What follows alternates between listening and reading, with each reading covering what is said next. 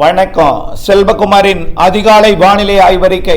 அதிகாரப்பூர்வ வானிலை அறிக்கைக்கு இந்திய வானிலை ஆராய்ச்சித்துறை அறிக்கையை பார்க்கவும். 2026 ஜனவரி 28 புதன்கிழமை அதிகாலை நிலவர வானிலை பதிவு. தலைப்புச் செய்திகள்.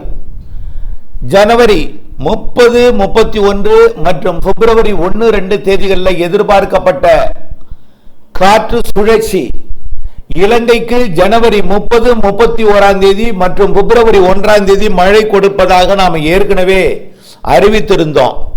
இதுல பிப்ரவரி 1 மற்றும் 2 தமிழ்நாட்டிற்கு மழை வாய்ப்பை கொடுக்க சாதக சூழலை ஏற்படுத்தி கொண்டிருக்கிறது. அது டெல்டா மாவட்டங்களுக்கும் தென்கடலோரத்திற்கும் வாய்ப்பு கிட்டத்தட்ட உறுதியாக இருக்கிறது. அது நனைக்கும் மழை முதல் லேசான மழை பொழிவாக தெரிகிறது. டெல்டா மாவட்டங்கள் மற்றும் தென் கடலோரம் இலங்கைக்கு 30, 31, 1, 2 30 இல்லைன்னா கூட 31, 1, 2 ஆகிய தேதிகளில் கனமழை வாய்ப்பு இருக்கிறது. அடுத்ததாக 4, 5, 6 தேதிகளில் 4, 5, 6 தேதிகளில் எதிர்பார்க்கப்பட்ட அடுத்த காற்றழுத்த தாழ்வு நிலை இலங்கைக்கு மிக கனமழை பொழிவை 4, 5, 6 தேதிகளில் கொடுக்க போகிறது. 7ஆம் தேதியும் அது தமிழ்நாட்டின் கடலோர மாவட்டங்களுக்கு 4, 5, 6 தேதிகளில் ஒரு நாள் லேட்டான 5, 6, 7 தேதிகளில் 5, 6, 7 தேதிகளில் சென்னை முதல் ராமநாதபுரம் வரைக்கும் கன்னியாகுமரி வரைக்கும் இருந்தாலும் முதல்ல சென்னை முதல் கோடியக்கரை வரைக்கும் லேசான மழை பொழிவையும் உள்ளே சற்று உள்ளே அரியலூர் வரைக்கும் சிவகங்கை வரைக்கும் கூட ஒரு நனைக்கும் மழை பொழிவையும் 5, 6, 7 தேதிகளில் கொடுப்பதற்கு வாய்ப்பு இருக்கு. இது 2 நிகழ்வுகள் வருகிறது, நினைவில் கொள்ள வேண்டும். அதுக்கு அடுத்தடுத்த நிகழ்வும் இருக்கு. அது தொடர்பான இந்த அறிக்கையில் சமர்ப்பிக்கிறேன். இறுதி வரை கேட்டு பயன்பெற அன்போடு கேட்டுக்கொள்கிறேன். தற்பொழுது சுமத்ரா தீவரிகை நீடித்துக் கொண்டிருக்கக்கூடிய காற்று சுழற்சி மிக மெல்ல இலங்கைக்கு தெற்கு புறமாக இலங்கையை ஒட்டிய கடற்பகுதியை ஒட்டி இலங்கை நிலப்பகுதியை ஒட்டிய கடற்பகுதியில் வரக்கூடிய 31, 1, 2 தேதிகளில் நெருங்கி மீண்டும் விலகிடும். நெருங்கி மீண்டும் நிலநடுக்கோட்டு பகுதியை நோக்கி விலகிடும். இந்த நெருங்குதல் காரணமாக 1ஆம் தேதி பிப்ரவரி 1 அதாவது ஞாயிற்றுக்கிழமை பிப்ரவரி 2 திங்கட்கிழமை 2 நாளும் டெல்டா மாவட்டங்களுக்கும் தென்கடலோரத்திற்கும் குறைந்தபட்சம் தூறல் நனைக்கும் மழை, அதிகபட்சமாக லேசான மிதமான மழை இருக்க வாய்ப்பு இருக்கு. ஓரிரு இடங்கள்ல கனமழை கூட இருக்கலாம், ஓரிரு இடங்கள்ல சற்று கனமழை கூட இருக்கலாம்.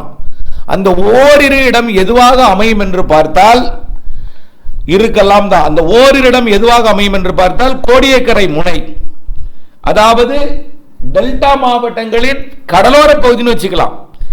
மயிலாடுதுறை முதல் அதிராமப்பட்டினம் வரைக்கும், அதாவது தஞ்சாவூர் மாவட்ட கடலோரம், திருவாரூர் மாவட்டம், தஞ்சாவூர் மாவட்டம், திருவாரூர் மாவட்ட தஞ்சாவூர் கடலோரம், திருவாரூர் தெற்கு மற்றும் நாகப்பட்டினம், ஒட்டுமொத்த நாகப்பட்டினம், காரைக்கால், மயிலாடுதுறை இந்த பகுதியில் நல்ல மழையே தெரிகிறது. 1ஆம் தேதி இது எதுக்கு நான் சொல்றேன்னா, அறுவடை செய்து கொண்டிருக்கூடிய விவசாயிகள் அப்டேட்ஸோட இணைந்து இருக்கணும்னு ஏற்கனவே சொல்லியிருக்கிறேன். அப்டேட்ஸ் ரொம்ப ரொம்ப முக்கியம். அறுவடை தானியங்களை பத்திரப்படுத்துதல், துல்லியமாக அறுவடை செய்து மீட்டெடுத்தல், நனையாமல் ஈரப்பதம் இல்லாமல் மீட்டெடுத்தல் போன்றவை மிக முக்கியமாகும். நனைந்து விட்டால் உலர்த்துவதற்கு களம் கிடைக்காது. அதனால அப்படியே கதிரிலேயே இருந்து உலர்ந்த பிறகு அறுவடை செய்யலாம், அல்லது முன்கூட்டியே அறுவடை செய்யலாம். வரக்கூடிய 1, 2 தேதி, அதில் 1ஆம் தேதி கூடுதல் வாய்ப்பு. 1ஆம் தேதி டெல்டாவிற்கு மழை வாய்ப்பு கிட்டத்தட்ட உறுதியாகி இருக்கிறது. இது ராமநாதபுரம் மாவட்டம் ராமேஸ்வரத்திற்கும், ராமநாதபுரம் மாவட்டம் ஒட்டுமொத்த கடலோரம் மற்றும் புதுக்கோட்டை மாவட்ட கடலோரம் பகுதிகளுக்கும், தூத்துக்குடி மாவட்டத்தோட கடலோர பகுதிகளுக்கும் மழை வாய்ப்பை கொடுக்கும் என்று தெரிகிறது. பொதுவாக இலங்கையில் ஏறினால்தான் மன்னார் வளைகுடாவில் அமையும் பொழுது இந்த தென் மாவட்டங்களை அடைத்துக் கொள்ளும். அது காற்று குவிதல் ஏற்படுத்தாமல் போகும். ஆனா இப்ப இலங்கைக்கு தெற்கு புறம் பயணிக்க போகிற காரணத்தினாலே கண்டிப்பா தென் கடலோரமும் புதுக்கோட்டை ராமநாதபுரம் உள்ளிட்ட கடலோரமும் டெல்டாவின் கடலோரமும் மழைப்பொழிவை கொடுப்பதற்கு சாதகம். பிப்ரவரி 1, பிப்ரவரி 2ஆம் தேதி தென்கடலோரம், பிப்ரவரி 1 டெல்டா கடலோரம், தென்கடலோரம். அப்ப தென்கடலோரத்துக்கு 2 நாள், பிப்ரவரி 1, 2, டெல்டாவிற்கு பிப்ரவரி 1. 2ஆம் தேதியும் தெற்கு டெல்டாவிற்கு வாய்ப்பு இருக்கு. 2ஆம் தேதியும் தெற்கு டெல்டாவுக்கு வாய்ப்பு இருக்கு.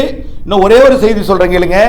ஏனென்றால் நான் மழைன்னு சொன்னா நிறைய எதிர்பார்த்துருவீங்க, அப்புறம் குற்றம் குறை வந்துடும். அதுக்கு தான் நம்ம யோசிக்க வேண்டியிருக்கு.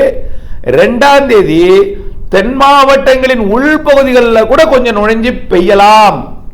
தென் மாவட்டங்களில் உள்பகுதிகளில் கூட கொஞ்சம் நுழைந்து பெய்யலாம். இரு காற்று இணைவு தான் மழையாக மாறுவது. இரு காற்று இணைவு எங்கே ஏற்படும் என்பது நிச்சயமா கிழக்கு காற்று நுழையும். அந்த கிழக்கு காற்றை குளிர்விக்கும் அமைப்பு மரங்களால் மேற்கு தொடர்ச்சி மலையில் கிடைப்பதற்கு வாய்ப்பு இருக்கு. 2ஆம் தேதி 1ஆம் தேதி டெல்டா, 2ஆம் தேதி 1ஆம் தேதி 2 நாள் தென் மாவட்டங்கள் கண்டிப்பா தென் மாவட்ட கடலோர பகுதிகளுக்கு கிடைக்கும். இப்போ 1ஆம் தேதி 2ஆம் தேதி முடிச்சு, அடுத்தது 3 இடைவெளி, 4 இடைவெளியாக இருக்கலாம். 5, 6, 7 தேதிகளில் அடுத்த நிகழ்வு இலங்கைக்கு கனமழை பொழிவை கொடுக்கும். இலங்கையை பொறுத்த வரைக்கும் 4, 5, 6, 4, 5, 6, 7. தமிழ்நாட்டை பொறுத்த வரைக்கும் 5, 6 இந்த 2 நாளும். வடகடலோரம் திருவள்ளூரை விட கொஞ்சம் நனைத்தல் லேசான மழையாக சென்னை, அதை விட கொஞ்சம் கூடுதல் நனைக்கும் மழை லேசான மழையாக செங்கல்பட்டு, அதை விட கூடுதல் கொஞ்சம் மிதமான லேசான மழையாக விழுப்புரம், அதை விட கொஞ்சம் கூடுதலாக புதுச்சேரி, அதை விட இன்னும் கொஞ்சம் கூடுதலாக லேசான மிதமானது முதல் சற்று கனமழையாக கடலூர், மயிலாடுதுறை மற்றும் காரைக்கால், நாகப்பட்டினம், தஞ்சாவூர், திருவாரூர் போன்ற பகுதிகளுக்கு வரக்கூடிய 5, 6, 7 தேதிகளில் 5, 6 வாய்ப்பு தெரிகிறது அடுத்த நிகழ்வு. அப்போ 1ஆம் தேதி 2ஆம் தேதி டெல்டாவிற்கு, அடுத்தது 5ஆம் தேதி 6ஆம் தேதி. அது தென் மாவட்டங்களின் கடலோர பகுதிகளுக்கும் தென் மாவட்டங்களின் மேற்கு தொடர்ச்சி மலைக்கும் கொடுக்கலாம். அதாவது தென் மாவட்ட மேற்கு தொடர்ச்சி மலைக்கு கொடுப்பது எப்படி அமைய வேண்டும் என்றால், இலங்கைக்கு தெற்கு புறம் வருவது இலங்கையோடு திரும்பி விடாமல் குமரிக்கடல் வந்து திரும்பினால் தென் மாவட்ட மேற்கு தொடர்ச்சி மலைக்கும் கொடுக்கும்.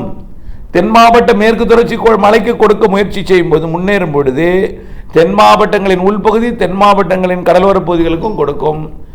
ஆக கண்டிப்பாக கடலோரம், வடகடலோரம், டெல்டா, தென்கடலோரம் உண்டு. 2 நிகழ்வுமே உண்டு கண்டிப்பா. ஆனால் முதல் நிகழ்வு கடலூருக்கு வடக்கே எட்டுவது கடினம். கடலூரே எட்டுவது கடினம். ஆனால் மயிலாடுதுறை எட்டும், கடலூர் எட்டலாம், சிதம்பரம் வரைக்கும் முதல் நிகழ்வு. அதாவது 1ஆம் தேதி 2ஆம் தேதி கடலூரோட சிதம்பரம் வரைக்கும் எட்டலாம். 5, 6, 7 தேதி நிகழ்வு சென்னைக்கும் எட்டும். சென்னை முதல் கன்னியாகுமரி வரை கடலோரம் கண்டிப்பா. தென் மாவட்டங்களின் உள்பகுதிக்கும் வாய்ப்பு இருக்கு.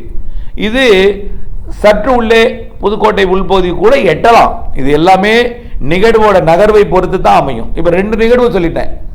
1, 2, அடுத்தது 5, 6, 7 2 நிகழ்வு. இது நான் இப்ப எந்தெந்த மாவட்டம் சொல்லிருக்கேன், இல்ல சொல்லாத மாவட்டங்களுக்கு மழை வாய்ப்பு இல்லைன்னு அர்த்தம். அதுக்காக குளிர் வருமா? குளிருக்கு வாய்ப்பு இல்லை. இப்ப இருக்கிற வானிலை தாங்க தொடரும். ஏன்னா உயரழுத்தம் ஆந்திர பிரதேசத்துக்கு வடக்கே இருக்கு.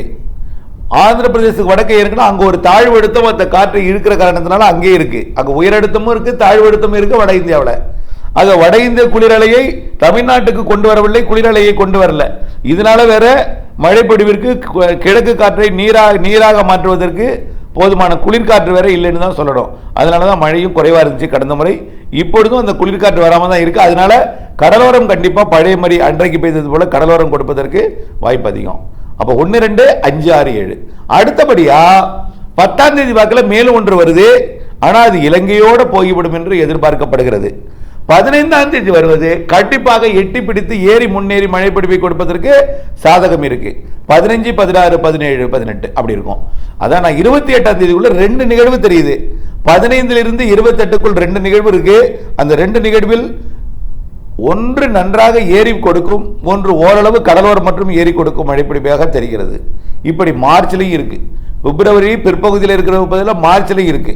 ஆக நிகழ்வுகள் அடுத்தடுத்து பசிபிக் பெருங்கடலில் உருவாகி பிலிப்பைன்ஸோட தெற்கு பகுதி வழியாக, தென்சீன கடலின் தெற்கு பகுதி வழியாக, தாய்லாந்து வளைகுடாவின் தெற்கு பகுதி, ஜாவா சுமத்ரா வழியாக வங்கக்கடலுக்கு வந்து நிலநடுக்கோட்டு இந்திய பெருங்கடலில் அது மேற்கு நோக்கி நகர்ந்து மீண்டும் நிலநடுக்கோட்டில் நடைபெறும். இதனால நிகழ்வுகள் மழை வாய்ப்பு, மிரட்டல், தூறல், நனைக்கும் மழை இதெல்லாம் அடுத்தடுத்து இருக்கு. எந்த நிகழ்வு எப்படி எட்டி பிடிக்கும், எப்படி முன்னேறும், எங்கே மழை தரும், இவையெல்லாம் நீங்கள் அப்டேட்ஸோட இணைந்திருக்க அன்போடு கேட்டுக்கொள்கிறேன். வானிலை என்பது காலண்டர் போய் எழுதி போட முடியாது. இருந்தாலும் ஓரளவு அந்த தேதியெல்லாம் நாம் குறிப்பிட்டிருக்கிறோம். எப்போ மழை வரும், எப்படி இருக்கும். குடியரசு தினம் வரை மழை இருக்கும்னு ஏற்கனவே சொல்லியிருந்தோம். சரியாக குடியரசு தினத்தன்றைக்கு வரைக்கும் மழை பொழிவு கொடுத்திருக்கிறது. இவெல்லாம் நீங்கள் நினைவுபடுத்துறதுக்கு தான் இந்த தேதியெல்லாம் நம்ம சொன்னோம். அதே போல மறுபடியும் சொன்னோம், மாத இறுதி வரை மழை இருக்குன்னு சொன்னோம். அதுதான் இந்த 30, 31. அதையும் தாண்டி மறுபடியும் சொன்னோம், பிப்ரவரி மார்ச்லேயும் மழை இருக்குன்னு இப்போ சொல்லியிருக்கிறோம். ஆக பிப்ரவரி மார்ச்சில் எப்படி முன்னேறி எங்கே கொடுக்கும் என்பது தான் நீங்கள் அப்டேட்ஸில் இணைந்திருக்கணும். இது பருவம் தப்பி வரக்கூடிய மழை. அது குளிர்கால மழையாக இருந்தாலும், அது பருவமழையோட தொடர்ச்சியாக இருந்தாலும் மழை இருக்கிறது என்பதையும் தெரியப்படுத்த விரும்புகிறேன். இணைந்தே இருங்கள் அப்டேட்ஸுடன். நன்றி.